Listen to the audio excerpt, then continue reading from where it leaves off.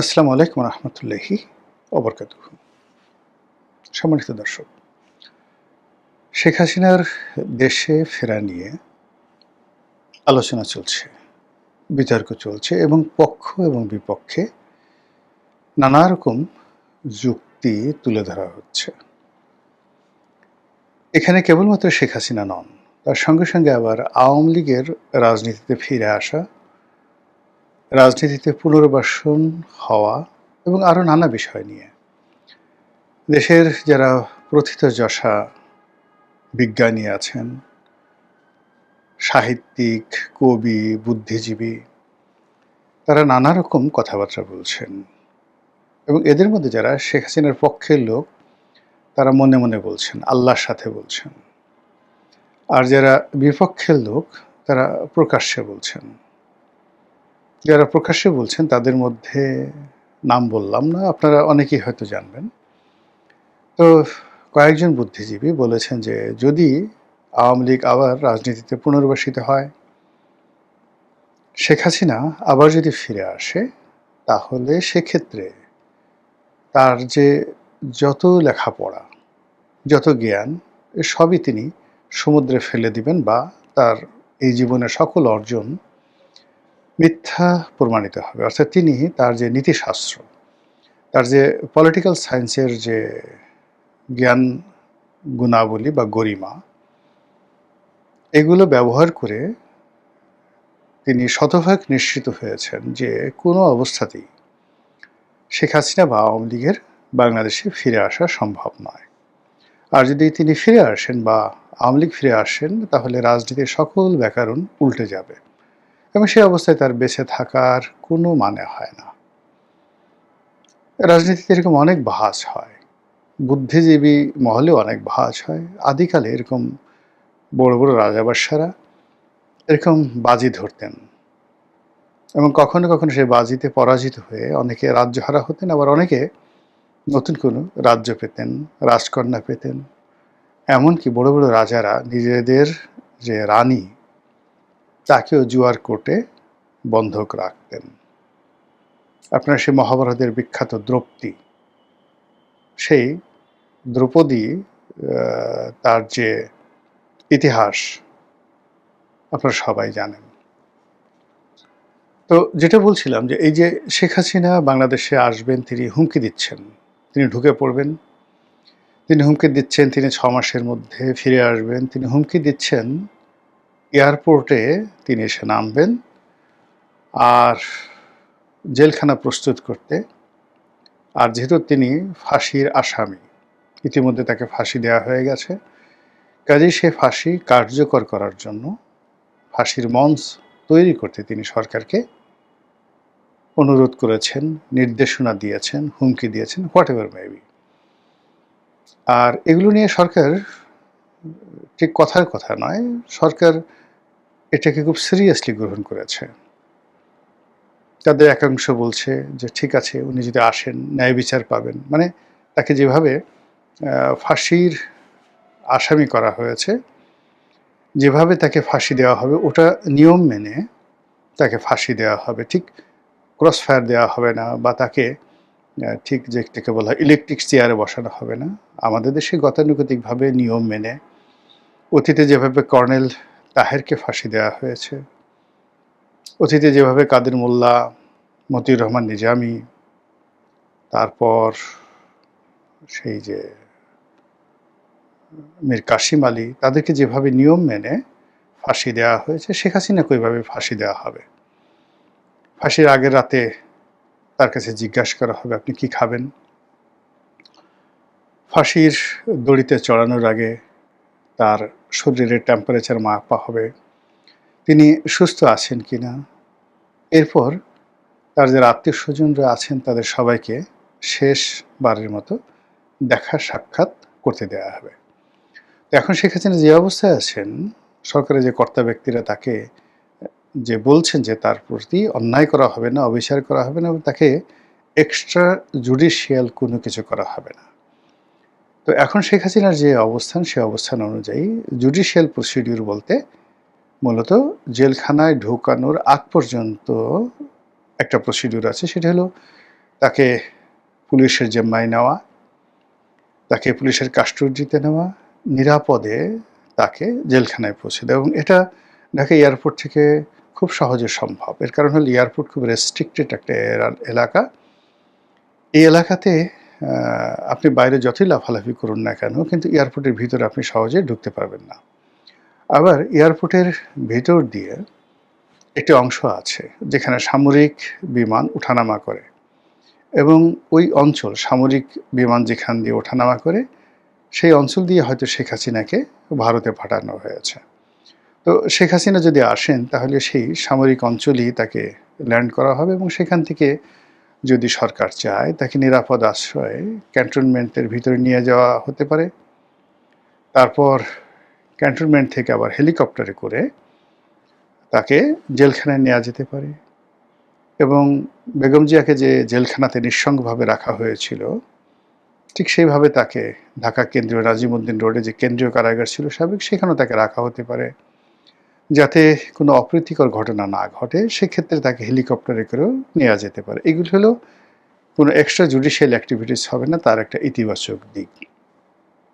এগুলো নিয়ে আলাপ আলোচনা হচ্ছে, তার সঙ্গে সঙ্গে আবার ভয়ও পাচ্ছে অনেকে যে যদি এসে যায়, যদি সব কিছু ঠিক মতো না থাকে, যদি আইনশৃঙ্খলা রক্ষা করা না যায়, বা আরও অনেক যে ভৌতিক কাণ্ড রয়েছে। বাংলাদেশে তো আসলে জিন ভূতের অভাব নেই, প্রতিটি বটগাছে একটা করে জিন আছে। তারপর আরও অনেক ছোট ছোট গাছ আছে গ্রামগঞ্জে, সেখানে অসংখ্য জিন বসবাস করে। কোনো কোনো জিন নাকি আবার সন্ধ্যার পরে সাপ হয়ে যায় এবং রাস্তার মাঝে চিত হয়ে শুয়ে থাকে জিন। এরপরে ভূত তো আছেই, ভূতের সাথে সাথে আবার প্রেত, যেটাকে আমরা পেতনি বলি। তো সেই ভূত এবং প্রেত আছে। ভূত ভয় দেখায়, আর পেতনি যেগুলো মহিলা ভূত, সেগুলো মাছ খায়। বিশেষ করে জেলেদের সঙ্গে তাদের ভীষণ রকম ভাবসাব আছে। সারা রাত জেলেরা মাছ ধরে, আর সেই পেতনি এসে সেই মাছগুলো খেয়ে ফেলে, অনেক সময় নিয়ে যায়। এরকম গল্প কাহিনী আমরা শুনেছি। রাজনীতির ময়দানেও এরকম জিন, ভূত, প্রেত, এদের উৎপাত প্রচুর আছে। বহু রাজনীতিবিদদের আপনি দেখবেন হাতে 10-12টা আংটি পরে থাকে। কোনোটা হয়তো নীলা, কোনোটা হয়তো পান্না, কোনোটা হয়তো যাকে বলা হয় রুবি। এইরকম 10-12টা আংটি পরে থাকে। এগুলো পরে থাকে শনির দশা থেকে বাঁচার জন্য, বৃহস্পতির যে শুভ লক্ষণ সেগুলো পাওয়ার জন্য। এবং রাজনীতিবিদরা যেহেতু বিশ্বাস করেন যে ক্ষমতা আল্লাহর দেয়া দান, ক্ষমতা আবার নিয়ে যাওয়া আল্লাহর দান, এই জন্য অনেকেই সেই রুদ্রাক্ষের মালা গোপনে পরেন, হাতে সেই তসবি রাখেন, কোমরে তাবিজ পরেন, এবং বড় বড় রাজনীতিবিদ, দেশি এবং বিদেশি, তারা বিভিন্ন পীর, আউলিয়া, ঠাকুর বাবা, সন্ন্যাসী এবং অন্যান্য যে সকল আধ্যাত্মিক সাধক রয়েছেন তাদের সঙ্গে দেখা করার জন্য যান। ওরে আমার বাবারে বলে পা ধরে তারা চুম্বন করেন। এরকম অনেক রাজনীতিবিদ এই বাংলাদেশে আমরা দেখেছি বিভিন্ন সময়টিতে। তো সেক্ষেত্রে শেখ হাসিনার যে বাংলাদেশের আগমন, সেই আগমন নিয়েও কিন্তু এরকম অলৌকিক নানা ঘটনা ঘটছে। কেউ হয়তো যারা ভয় পাচ্ছেন শেখ হাসিনা এলে একটা ডলাডলি হতে পারে, কসলাকসলি হতে পারে, এরপরে আরও অনেক কিছু হতে পারে। শেখ হাসিনাকে সবাই অতীতে যেভাবে দেখেছেন, তিনি যদি আবার ক্ষমতা লাভ করেন কোনো কারণে, একেবারে ধরুন 1,00,000 ভাগের 1 ভাগ যদি সম্ভাবনা থাকে, এটাকে তো একেবারে বাদ দেওয়া যায় না। এর কারণ হলো সে এখনও জীবিত আছে, তার দল, 6 কোটি মানুষ তার দল করে বাংলাদেশে, তার পেছনে ভারতের মতো একটা রাষ্ট্রশক্তি আছে, আর অনেক কিছু আছে। ফলে ধরুন তিনি আসবেন না, তিনি কোনো কিছু হবেন না, এটা 9,999। কিন্তু যদি সেই 9,999 এর পরে ওই যে একটি সংখ্যা থাকে, 1,00,000 ভাগের 1 ভাগ, এটারও কোনো সম্ভাবনা থাকে, এবং তিনি যদি আসেন তাহলে আমার কি হবে? আমার গালের কি হবে? আমার পশ্চাৎ দেশ নিতম্ব, সেটার কি হবে? আমার পিঠের কি হবে? আমার মেরুদণ্ডের কি হবে? ইত্যাদি নানা রকম। সবাই, মানে আমাদের দেশে তো এগুলো ইন্স্যুরেন্স করার কোনো ব্যবস্থা নেই। এগুলো অনেকে যারা খুব ভীত সন্ত্রস্ত, সাহসী মানুষের কথা আমি বলছি না, ভীতু টাইপের মানুষ, তারা এরকম বিশেষ অঙ্গ-প্রত্যঙ্গ দেখেন, নিতম্বে তেল মাখেন, বুকে সরিষার তেল মাখেন যেন একটু সাহস বাড়ে। তারপর গালে ভালো করে ক্রিম মাখেন, গালটা নরম তুলতুলে থাকে, শক্ত গালে চড় থাপ্পড় মারলে অনেক ব্যথা লাগতে পারে। এরকম কিছু যে ঘটনা ঘটছে না, নট লাইক দ্যাট। তো আমারও এরকম টেনশন হচ্ছে। সেই টেনশনে আমি হঠাৎ করে এই ChatGPT বা যেটা গুগলের জেমিনি আছে, তাকে জিজ্ঞাসা করলাম যে আসলে শেখ হাসিনার কি কোনো আসার সম্ভাবনা আছে? অবাক করার ব্যাপার হলো সে অনেকগুলো সম্ভাবনার কথা বলল, যে এই সম্ভাবনা ঘটতে পারে এবং এই সম্ভাবনায় সে আসতে পারে। এবং সেগুলো শুনে তো আমি রীতিমতো অবাক। মানে ChatGPT বা AI সে কি করে জানলো যে ভারত এবং বাংলাদেশের মধ্যে পর্দার আড়ালে কি সম্পর্ক হচ্ছে? আর প্রকাশ্যে কি ধরনের দ্বন্দ্ব এবং সংঘাত হচ্ছে? নরেন্দ্র মোদীর সঙ্গে শেখ হাসিনার কি সম্পর্ক? বর্তমান বিজেপি এবং পশ্চিমবঙ্গ সরকারের সঙ্গে আওয়ামী লীগের কি সম্পর্ক? সীমান্তে কি ঘটতে পারে? এয়ারপোর্টে কি ঘটতে পারে? আর সরকার তাদের যে স্বাভাবিক সরকারি যে প্রোটোকল, সেই প্রোটোকল অনুযায়ী শেখ হাসিনাকে যদি বন্দী প্রত্যাবর্তন আইন মেনে আনে, তাহলে কিভাবে শেখ হাসিনা আসতে পারে? আর যদি আইন ভঙ্গ করে শেখ হাসিনা বাংলাদেশে ঢুকতে চায়, তাহলে কি পরিণতি হতে পারে? এই ডিটেলস, ইন ডিটেলস জেমিনি এবং ChatGPT কি করে জানলো?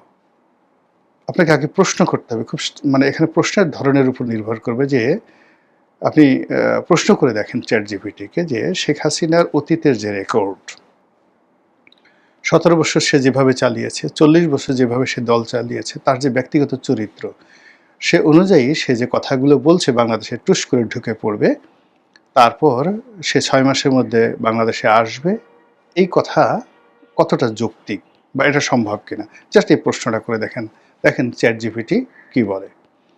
তারপরে জিজ্ঞাসা করেন যে বাংলাদেশ সরকার তাকে কি বৈধভাবে ফেরত আনতে পারবে? তারপর জিজ্ঞেস করেন নরেন্দ্র মোদী ভারত এখন যেভাবে বাংলাদেশের সাথে সম্পর্ক যাচ্ছে, তাতে করে শেখ হাসিনাকে কি তারা নিয়ম মেনে প্রত্যাবর্তন মানে প্রত্যার্পণ করবে কিনা? এই প্রশ্নগুলো ৩-৪টা প্রশ্ন করে দেখেন, আপনি যে উত্তর পাবেন, আমার বিশ্বাস যে আপনি অবাক হয়ে যাবেন যে টেকনোলজি কোথায় চলে আসছে। তো এই যদি হয় কম্পিউটারের মন্তব্য, রোবটিক মন্তব্য, AI এর আর্টিফিশিয়াল ইন্টেলিজেন্সের বুদ্ধি, তাহলে মানুষের যে স্বাভাবিক ধীমান রয়েছে, ধীমান যেটা মানুষকে বলা হয় যে প্রজ্ঞাবান, মানুষের যে জাদুমন্ত্র করার ক্ষমতা রয়েছে, মানুষ যেভাবে ভবিষ্যৎ বলে দিতে পারে, এই যে শত শত নয় হাজার হাজার বছর ধরে জ্যোতিষশাস্ত্র যেভাবে চর্চিত হয়ে আসছে, যেখানে 1000 বছর পরে পৃথিবীতে কি হবে সেই জিনিসগুলো নির্ভুলভাবে বলে দেওয়া হয়েছে এবং সেভাবেই ঘটছে। হজরত ইব্রাহিম আলাইহিসসালামের জমানাতে বলে দেওয়া হয়েছিল 570 খ্রিস্টাব্দে আরবের কোন এলাকাতে মুহাম্মদ রাসূলুল্লাহ সাল্লাল্লাহু আলাইহি ওয়াসাল্লাম আসবেন। পারস্যের সম্রাট নওশেরওয়া তিনি স্বপ্নে দেখেছিলেন যে তার প্রাসাদ ভেঙে চুরমার হয়ে যাচ্ছে। কেন হচ্ছে তিনি সেটা জানার জন্য সারা দুনিয়ার জ্যোতিষীদেরকে খোঁজ করলেন এবং ওই জামানাতে প্রায় 700 বছর যার জীবন ছিল, তার নাম হলো সাতিহ। তিনি একজন বিখ্যাত, যাকে বলা হয় এরকম আধ্যাত্মিক পুরুষ ছিলেন। তার মস্তিষ্ক ছাড়া সারা শরীরে শুধু মাংসপিণ্ড ছিল, কোনো হাড্ডি ছিল না। সিরিয়ার দামেস্ক নগরীতে তিনি বসবাস করতেন। যেদিন আল্লাহ রাসূল জন্ম নিলেন 570 খ্রিস্টাব্দের 12ই রবিউল আউয়াল, সেই দিনই পারস্যের সম্রাট নওশেরওয়া যে স্বপ্নটি দেখলেন, দুর্বোধ্য স্বপ্ন, এই স্বপ্নের ব্যাখ্যা তিনি জানতে চাইলেন। এবং সাথী যখন তিনি প্রায় মৃত্যুপ্রায়, মানে তাকে অন্তর্জলী যাত্রার জন্য নিয়ে যাওয়া হচ্ছে, সম্রাটের ফরমান যখন তার কাছে গেল, তিনি ব্যাখ্যা দিয়ে বললেন যে আরবের মক্কা নগরীতে এক শিশুর জন্ম হয়েছে, যে শিশু আগামীতে নবী হবেন এবং যে শিশু বাদশাহ হবেন, এবং তিনি বাদশাহ হওয়ার পর তার পরবর্তী যারা ওয়ারিশ হবেন, খলিফা হবেন, তাদের হাতে পারস্য সাম্রাজ্যের পতন ঘটবে। আল বিদায়া ওয়ান নেহায়া এই গ্রন্থে এই কাহিনীটি বর্ণিত রয়েছে। এই হলো জ্যোতিষশাস্ত্রের এরকম হাজার হাজার ঘটনা আমি আপনাকে বলতে পারবো, যেটি রাজনীতির ইতিহাসে লেখা আছে।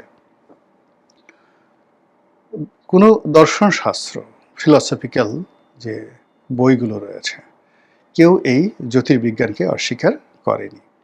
তো সেক্ষেত্রে শেখ হাসিনাকে নিয়ে বাংলার আকাশে কি হতে পারে, সেটার একটা জ্যোতির্বিজ্ঞান আছে, এবং সেই জ্যোতির্বিজ্ঞান জানার জন্য যারা উৎসাহী, তারা কেউ কামরূপ কামাখ্যা যাচ্ছেন, কেউ কেউ গয়া যাচ্ছেন, কেউ কাশী যাচ্ছেন, কেউ বৃন্দাবন যাচ্ছেন, কেউ হয়তো সেই হিমালয়ের যে চূড়াতে কোনো দয়াল বাবা আছেন, কেবলা বাবা আছেন, তাদের কাছে জানতে ছুটোছুটি করছেন, কেউ পক্ষে কেউ বিপক্ষে।